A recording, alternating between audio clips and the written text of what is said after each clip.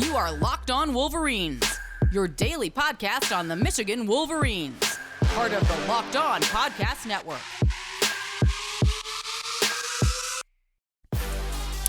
Happy Wednesday. We are back and doing it. Locked On Wolverines podcast, part of the Locked On Podcast Network, where it is your team every day. We are, like I said, we are going to try to do 5 in a week. Doesn't necessarily mean it's going to happen, but we are unofficially the 3 days a week. So that is where we're at. But I'm your man on the ground, Isaiah Hole, publisher of Wolverines Wire through USA Today Sports Media Group. And we are finally getting to this offensive line breakdown as we continue through our offseason, summer series, and all of that. So I don't really know how we're going to this is a bigger position group, right? So this is a little bit different as far as kind of getting everything together, doing all that kind of stuff. So we're going to do our best and see what we can do with the offensive line. So let's start with the obvious starters, and you feel really good for sure about 4 of them, and you feel pretty excited about the 5th. And again, let's start with the position coach, co-offensive coordinator. Sharon Moore held that title last year, but at the same time, I did not take that in the sense of he is the offensive coordinator. That was Josh Gaddis. So now you have where he truly kind of is an offensive coordinator, along with his duties of coaching the offensive line. How that will look in practice and what it will look like as far as it actually coming to light, the way just how everything kind of works, we'll find out once the season gets here. The good news is, as I've kind of continued to say about the offensive line, or not just the offensive line, about this team in general, is that the schedule really allows for them to work out a lot of kinks. There is no danger team in those first 3 games. This isn't 2019 where it was like, okay, they've got Middle Tennessee. Maybe that didn't look that good, but then they've got like a second coming of that type of team. No, this is a situation where, then after that they had Army, right? This is a situation where Michigan has 3 cupcakes in a row. I can't remember the last time that this has necessarily been the case. 2016 was kind of that. No, the first 2, but not the third, because they had Colorado. And Colorado ended up being pretty good. But otherwise, they've always tended to have at least one decent, like a Power 5 team in the non-conference. They don't even have a Power 5 team in the non-conference. So that's a little bit different. But the one place where you kind of feel like in general that the team is not going to suffer is the offensive line. Because it wasn't like, now, yes, they did lose a couple guys, right? They did lose Andrew Stuber and Andrew Vistardis. But you feel like when you look at least at Vistardis' role, I think Vistardis would have otherwise been really hard to replace. I would have felt pretty good about Greg Crippen stepping in, and we'll get to him later. But they really upgraded that role by going and getting a Remington Award finalist in Olu Oluwatimi. And this is where I think I have kind of take umbrage with some places like Athlon Sports. Like Athlon Sports put together their predicting the all Big Ten type deal. And Olu, I believe, was a 3rd teamer. It's like, okay, the guy who was considered to be like the 2nd best center in the country, you think is the 3rd best guy in the conference. That seems crazy to me. But you've got him stepping in at center. And it seems like, by all accounts, he's really everything that Michigan's wanted there. And I think that is awesome that he got on campus early, that he's getting acclimated, that he, everyone knows and likes him. Cade McNamara talked about him on in the type of play he's provided so far on the In the Trenches podcast on Wednesday. So you have that. Then you look, just kind of going left to right, Ryan Hayes. Ryan Hayes is a guy who, you considered him and Jalen Mayfield to be kind of even, right? And he was a guy that had to bulk up as a former tight end. I had people inside the program really singing his praises before, during that first year in 2018 when he was still just kind of trying to get acclimated. Like, once he grows in his body, he's going to be incredible. He didn't have the greatest 2020 before his injury. Thought he redeemed himself pretty well this last year. I still think there's another gear there. Trevor Keegan has really stepped in and really kind of become that great Michigan guard. that inside offensive lineman. So that's exciting as well, right? Because he's got another gear, and he's got another gear, but he really has looked that part of the type of guy that you want. I really cannot keep these microphones from falling. It seems like it doesn't do it, and then I start a podcast. Spring-loaded arm just does not. This is user error, I'm telling you. This is for people who are watching and seeing me constantly adjusting the microphone. If you're listening, you have no idea. Anyway, so Trevor Keegan, you feel like is in a really good spot. Like you feel like he's got another gear or two. He could really be the next like great interior guy. Like that aside from center, like, yeah, Michigan's had some centers, go. Cesar Ruiz was a first round guy, but like Michael Onwenu, as good as he has been in the pros, as good as he was at Michigan, I mean, he was like a 6th round pick. So you feel like Trevor Keegan could be one of those guys, but then you also have the other guy on the other end who Michigan has long considered its best offensive player, and I say long for the last year, in Zach Zinter. And I still feel like he is scraping his potential. So, I mean, you've got 4 guys that I just mentioned, which are proven commodities that still all have a lot left in the tank. And then on top of that, you add Trente Jones, who they have been very high on for a very long time. They just didn't have a role for him yet. He's a guy that comes from Georgia, had a Georgia offer. They had to find ways to get him on the field, and they did that by making him a 6th man. So just so much talent in that starting 5. And you feel like, and it's not a knock on either of the Andrews, but maybe those 2 are upgrades. Now, it's hard to say that necessarily with Trente because we haven't seen really anything of him except for just coming in and being besides Andrew Stuber. But I remember Ed Warner when he was around that he was really high on what he could do. So it's really exciting to think about. That's your starting 5. And this is the Joe Moore award-winning offensive line. And in my eyes, it gets better because it gets better through added experience, and it gets better through adding a couple guys. And no, it didn't go well against Georgia. They had people were talking about Georgia as being maybe the best defense ever. So is that a surprise? No. Sometimes if you have something that's generationally incredible, it's going to have that type of impact even on the best. Like, no one was saying this Michigan offensive line is the best offensive line that's ever existed. They were saying that about the Georgia front 7. You know what I mean? So they should be able to maul their way through the entire schedule, and that includes Ohio State. So they have that going for them. That's where it all starts. This is the engine that starts it all. And the fact that we're not talking about Michigan as having an offense that could be unstoppable just by virtue of the offensive line tells me how few people are paying attention, right? Because what do we talk about with Ohio State in some of the years and that it has been incredible?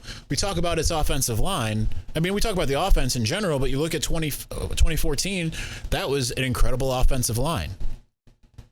Ezekiel Elliott, really, really good running back. Also, what helped him be a really, really good running back? The offensive line.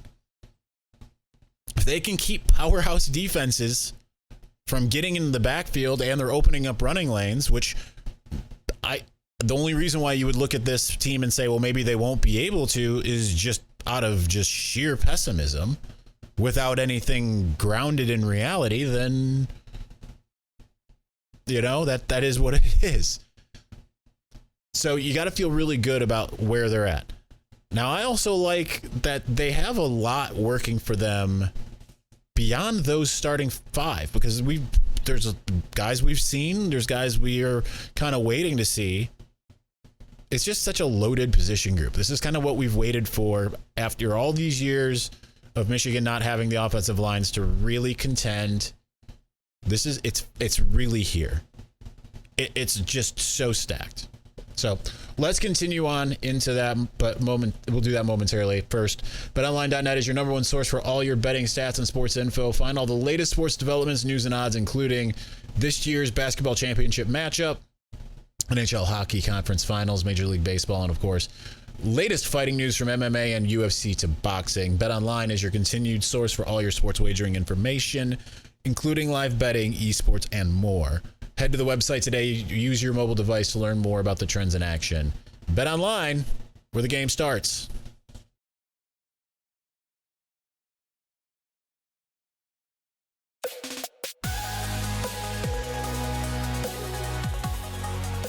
All right, so I'm hoping this still looks really good if you're watching on video, because we've moved the camera over a little bit and you probably can't necessarily tell, because I'm turning my space as well into a recording studio a little bit. I mean, not with any acoustics, anything, but we've got the speakers, the studio monitors, and all of that stuff, because I'm working on music a little bit more. That's part of my, as you know, if you've been watching and or listening for the last couple of months, you know I've been dealing with some stuff. So I kind of realized, and this is me digressing and just sharing, I kind of realized that, hey, when I was going through things when I was younger, the reason why I was able to get through it was because of music, because I was a guitarist and I played in metal bands and all of that. I'm not good at the type of metal that I listen to now, which is metalcore. It's kind of above my pay grade when it comes to my playing ability and all of that stuff. So I am taking a class right now with Kygo. It's online, the electronic music producer, Kygo. And we're a couple days in, so I'm all set up and I'm producing music. Eventually I'll have links to whatever I produce, and you can take it or leave it. But that's part of my new journey, and just recognizing that that's the outlet that I need in my life at the moment. So anyway, I changed all that just to say I changed my camera angle, because we moved over the camera like a foot, but you might not be able to tell. But just kind of refinagling the space down here. Anyway, so there's a lot of guys on this offensive line that we also kind of know about, that we have seen. We've seen in games. We've seen Carson Barnhart in a lot of games. I mean, he started games in 2020. Yet he is in a battle for that right tackle spot. This is what we call a quality problem, and that's what the offensive line has. It's the quality problem is you have a starter, a guy who could go and start at probably 90% of the other schools across the country, but he's not starting at Michigan because they have so much talent that you can't start them all. And this is what Michigan used to be. So this is a quality problem for the Wolverines, in the sense that they have guys like Carson Barnhart, who might not start, who has started games, played last year against Nebraska, along with Reese Atterbury. And these are guys that they're going to find ways to work them in, just because we saw that last year with Sharon Moore. It was, you have mostly your set five, but they're going to find ways to get some of these guys in, right? And if not this year, it's like, well, next year. Some of these other guys, you figure they're going to be pretty good and move on. But this is the offensive line is finally, after years, and this is what it's supposed to be. It's not come in and play in your second year. It's you're going to wait till your junior or your senior year. Yeah, some guys like Ryan Hayes have been playing for a long time. He's been playing since, he came in 2018. You saw him play in a little bit of spot duty, more so backup duty in 2019, and then he started to start in 2020, and he goes through his paces. But that's what an offensive line is supposed to be. It's not supposed to be, by freshman, sophomore year, you're going to get a chance to play.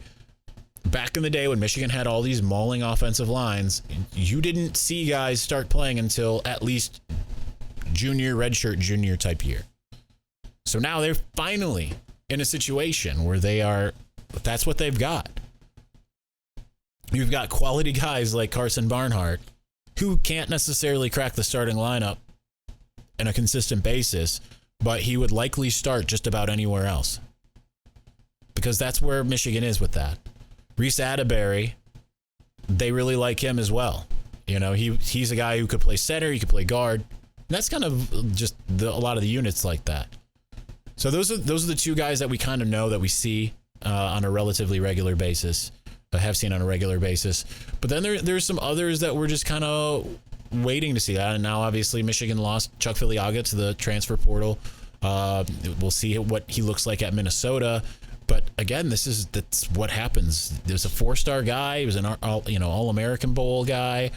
and he's gone because there's just a lot of talent. Minnesota's long had really good offensive line, so it's not a surprise that that's where he ends up. But you've got all these other guys that were, either they're younger, we're waiting to see him, or maybe in some cases not so much. And it's going to be hard for me to touch them all, see if I can remember everybody. But you got guys like Jeffrey Percy, who is entering year 4 now? Or year 3? Year 3? And, he's got the size and all of that type of stuff. And you feel really good about that felt like kind of a steal for Michigan to be able to get a guy like Jeffrey Percy from San Juan Capistrano.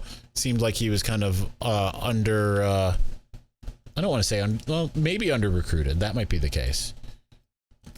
I've got to look a little bit here just to make sure I'm not missing anybody here. Because I know there's just so many guys here that it's going to be hard to remember everybody on the line here. So okay, I'm on the right. I'm on the wrong class here, but I'm just making sure here where we're at. You can do a lot of this from memory, but doesn't always work out that way. So guys from the 2020 class. So we've talked about Zach Zinter. He's starting. Jeffrey Percy, just mentioned him. Reese Atterbury, just mentioned him. Technically, 2020 class. This is a guy that he hasn't played football in a while, but Michigan's super excited about him, and that's Andrew Gentry. And I would have forgotten about him for a moment because he was on his Mormon mission the last 2 years. He was a 4-star. He was committed to Virginia, and he switched over because Bronco Mendenhall's gone. So that's 2 linemen that they take from Virginia. And one, they've got to hate. Charlottesville has to hate Ann Arbor at the moment.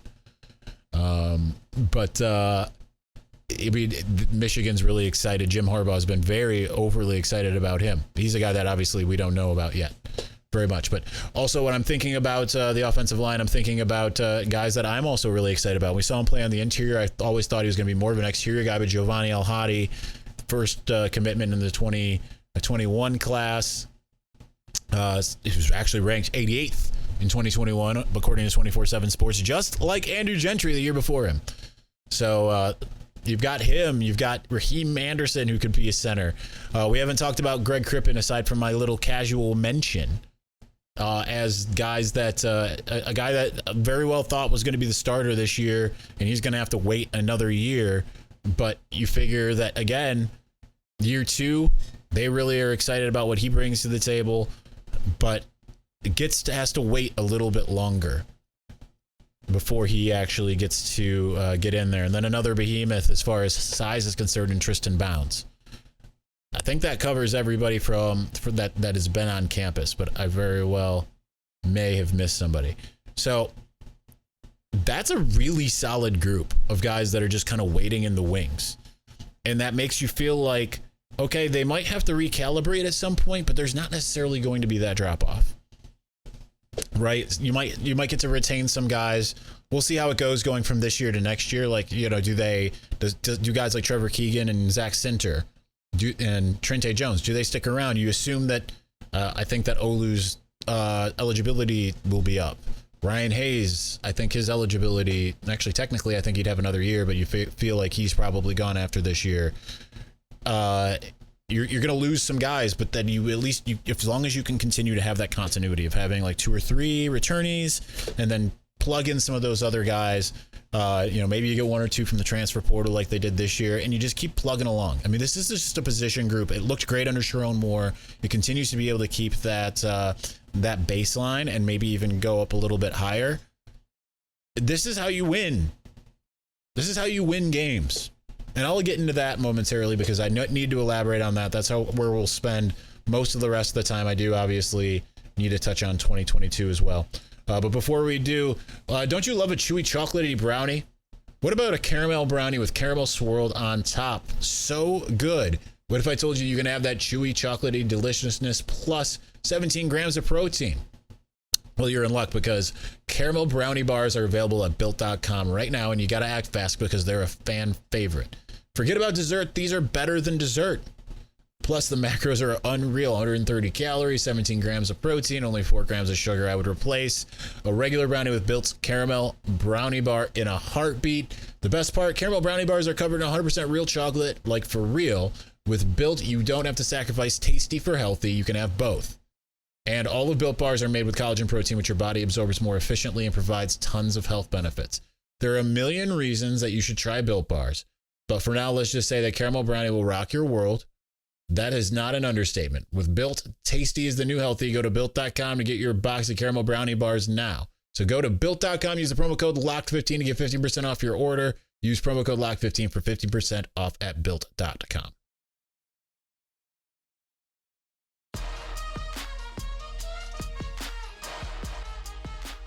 All right, I was starting to allude to this is how you win games. We'll get to that momentarily. I do want to mention they didn't really bring in a huge class when it comes to this new one. Connor Jones has been on campus for a little while, and he was a 3-star. But I mean, he was early. He was a guy that was targeted by Ed Warner very early, and he ended up coming. Alessandro Lorenzetti is a guy that feels under recruited. He hasn't arrived yet. That's the two that they only brought in 2 linemen this class, if I'm not mistaken. But Lorenzetti was a guy was from Canada, and then he was at the Loomis Chaffee School in Windsor, Connecticut. So that's not exactly a hotbed for recruiting evaluation. But I mean, he had all kinds of. Lorenzetti had some offers, right? So I mean, he had Michigan State. 16 offers. I mean, he was ended up being a 3-star, but at the time he was a 2-star when he committed to Michigan. Had a Georgia offer, Penn State offer. So that tells you a little bit about what he can do. Having that Georgia offer, that usually spells, okay, guy's pretty good. I mean, having a Michigan offer does as well, but you know what I mean? So, yeah, so that's a good place to kind of start when it comes to just continuing to just filter these guys in. It will be interesting to see how they pan out. But like I said, this is how you win games. You know, you win, like people look at like Ohio State and Alabama and they say, wow, look at all that flash. And look at Ohio State's wide receiver room. It's so good. But you know what? You can take a look at other schools, other offenses that are really good, and you can understand why they don't win games. We look at Maryland and say they don't win games because they don't have a defense. Well, that's part of it. But how good is their offense when it goes up against any kind of defense? Because they've got some skill position guys that are really good and would thrive really, at any major school. If you took Talia Tagovailoa, Dante Demas, Raheem Jarrett, whoever they've got at running back at the moment, it's Tayon Fleet Davis or whatever. If you put them at Michigan with the offensive line, yeah, it probably would be beyond awesome. The problem is they don't have that type of offensive line. Usually some of those schools that have some really good offenses, they've got those pieces and they're able to spread teams out and they're really able to pass the ball and all of that, but they don't necessarily have maulers and grinders up front. But like we always talk about football as being a game in which it really comes down to how good your offensive or defensive lines are. And when you look at Michigan and you look at just generally years of success or failure, it's whenever they've been successful, they've had pretty good lines on both sides. Maybe you look at 2016, obviously defensive line was incredible. Offensive line was good, but not necessarily great. But then you look at teams that do win championships. Georgia, great offensive defensive lines last year, both sides. Michigan last year, great offensive defensive line. College football playoff. You need both. And that's, and in a way, you want to have like that dynamic offense. Cool. How did Ohio State's offense do against Michigan's defensive line? Well, the offensive line couldn't protect. Then suddenly Ohio State's vaunted number 1 offense in the country is only getting 27 points. And Michigan, with its offensive line, gets 42. That's why. That's winning football. And the fact that Michigan's offensive line is built at the moment kind of like the defensive line used to be, where it was like you just had no worries kind of going from year to year and just felt like, okay, next man up. Obviously, defensive line has been incredible in the Jim Harbaugh era. They've just been putting, even before that, they've been putting players in the league just year after year after year. If you're a starting defensive end at Michigan, you're going you're going to be a third round guy at best or at worst, really. You go through that whole list starting in the Jim Harbaugh era. Taco Charlton, first round. Chris Wormley, third round. The next group, Rashawn Gary, first round. Chase Winovich, third round. The next group, I think it would be Quiddy, first round. Aiden, first round. So that's a solid group. That position group is generally going to churn out high quality guys. Offensive line for Michigan has just still been working to get through it, right? We're not seeing necessarily that same trajectory, but you feel like it's on its way there, right? They haven't had a first round offensive lineman outside of Cesar Ruiz in a while. And every now and again, you get a guy go like third round, Ben Bredesen types. Sometimes guys go like later, like John Runyon. But at least it's starting to finally get to that, because 2017, the offensive line was abysmal. Some of those, it just seemed like Michigan had a 10-year stretch where the offensive line just wasn't what it was back when I was in school, 2006, 2007.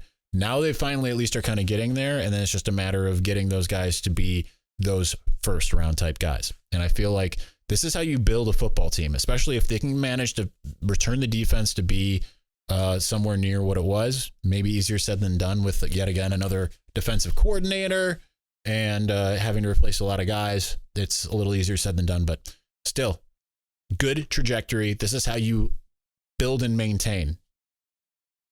And then you feel good about the quarterback situation, right? We've talked about that, of course, but just all across, Michigan's in a much better position than it was even 5 years ago. And really, this is the position group that I feel the best about across the entire team. I guess maybe even a little bit more than wide receivers, just based off a track record. All right, that's going to do it for today. I have not put out the call for questions for the mailbag yet. I'm going to do that. So by the time that you listen or watch this, that will be there. But get your questions in for the mailbag on Thursday. We will get to it. Thanks for watching and or listening. We will talk to you again soon. Peace.